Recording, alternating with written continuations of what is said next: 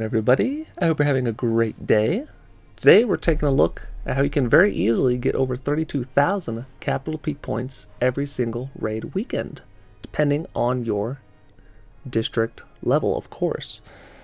So we're going to jump in and take a look and see which bases I am attacking and how you might be able to replicate these attacks.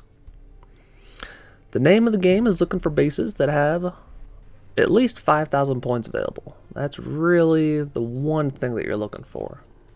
So I'm at we just got to the maxed out capital peak level 10. So we do have the attacking power to get us the amount of troops, or the lot of points we need, and the bases are starting to get more and more upgraded, so there are more points available. But you want to be realistic with your goals. So if you're at a lower district level, then I remember when we were at district hall level 8, I was looking to get at least 4,000 points per attack, so at least 24,000 per raid weekend, right?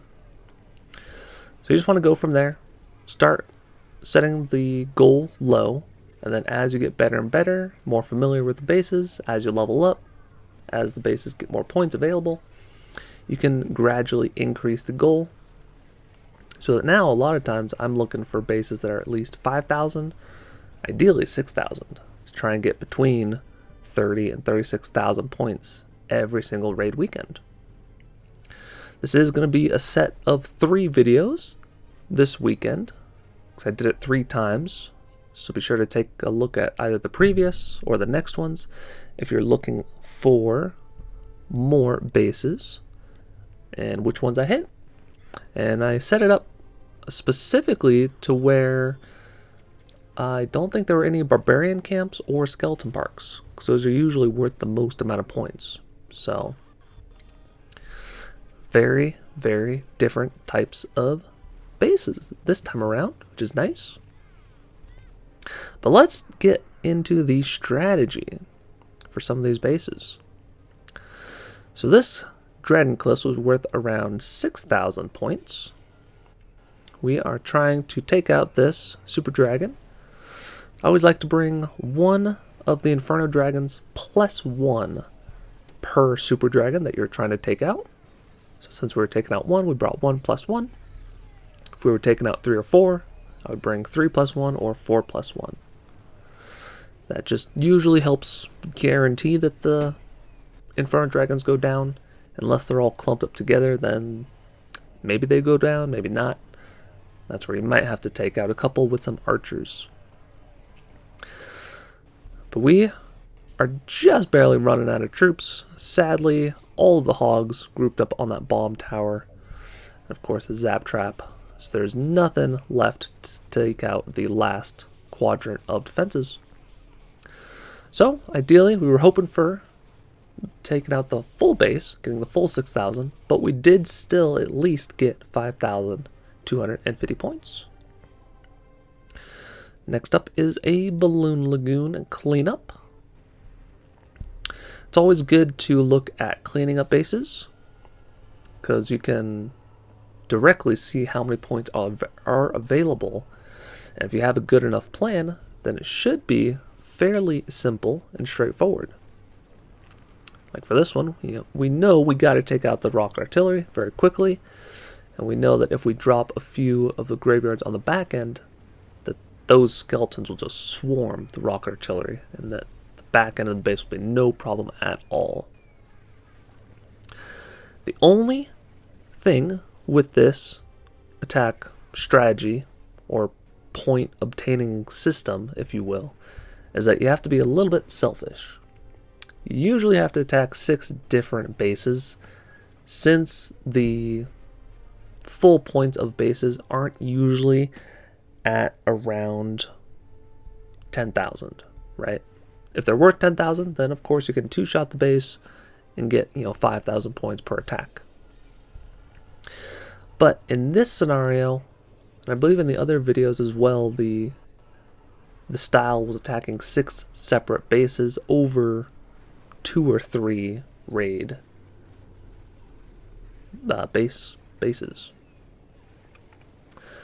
So here we are making sure that we place a graveyard spell over the blast bow, over the rocket artillery, and then we're trying to take out this blast bow and distract it all the time, because we do have a few super wizards that are peeling off to the left hand side. Majority of the attacks that I'll be doing and have done are with the ground version of the graveyard spam strategy. I think hands down it is the first and best army composition that you should learn how to attack with. It is very versatile, very simple. There's only a couple moving parts in the spam strategy, so you don't have to learn a whole bunch of different strategies for a whole bunch of different bases. You can just really focus on trying to master this one strategy. So we're now going to be taking a look at another Golem Quarry. A little bit of a different layout. Of course, we were targeting the big splash defenses with our graveyards. And then we are trying to focus on clearing out one side of the base first, and then cleaning out the second side. Essentially, with the graveyard spam strategy, there's only one big thing to learn, which is you don't want to group all your troops up together super tight, and you don't want to spread them out too thin. If you find that balance of having them slightly spread out, or what I like to do is create two groups of troops, because in that way all the splash targeting defenses aren't hitting the same group. You can sort of at least have two groups clearing out two portions of the base. So again, this back end rocket artillery, I don't know why clans don't move it, but it is very unprotected, so two graveyard spells will for sure take it out, and the remaining defenses on the other side. Also like attacking balloon lagoons on the second attack. The first attacks usually are pretty rough for ground. You don't get a whole lot of points, but you do set up the base quite nicely. So if you have a second account, you could set up a balloon lagoon on the first attack, and then clean it up with your other account that you're trying to go for points with. But already we can see that the base is destroyed. So many troops left over, which is another bonus of the graveyard spam strategy, is that you usually do get an additional 100 to 150 points every single attack if you're cleaning up the base. So hope this video was helpful. Hopefully you're able to pick up a thing or two by attacking separate bases. There are a couple others. I encourage you to check them out as well. Otherwise, if you like this kind of content and want to help support me, you can like and subscribe. Helps with the YouTube algorithm. And until next time, take care.